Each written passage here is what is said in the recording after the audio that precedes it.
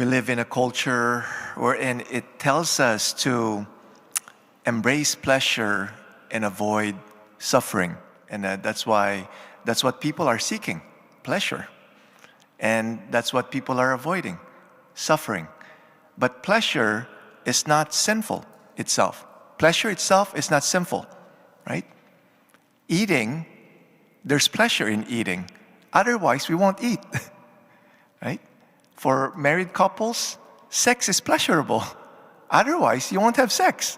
And we won't have children and offspring.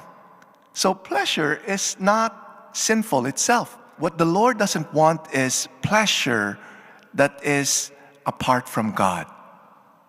That is what the Lord doesn't want us to pursue. Not all suffering are bad for us. Okay, of course, the one thing that the Lord doesn't want us is to sin.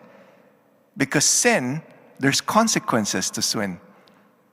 And there's suffering in those consequences. That's why, as much as possible, avoid sin. Okay? But there are sufferings that are really good for us. That's the Lord permits in our life. And that's what the Lord wants us to embrace. I know it's hard. For me, I confess there are times wherein I really would like to avoid suffering. Or sometimes I would self-medicate. But when that happens, it becomes worse.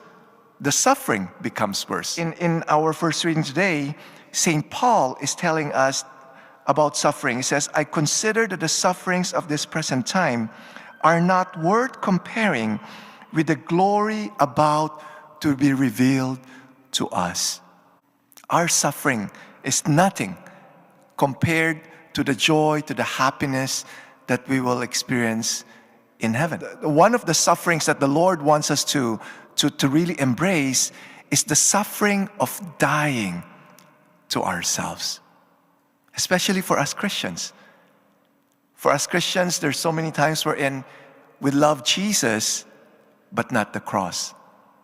But Jesus and the cross, they're one. They're together.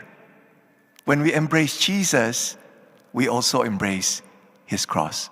That's why Jesus said to His disciples, if you want to follow me, deny yourself, carry your cross, and then follow me. When we suffer with Jesus by dying to ourselves, what happened there is that we are slowly being set free from the bondage of sin. It says here, there is hope that the creation itself will be set free from its bondage to decay and will obtain the freedom of the glory of the children of God. When we're dying to ourselves, when we're dying to self-will, to self-reliance, we're learning to obey the will of God.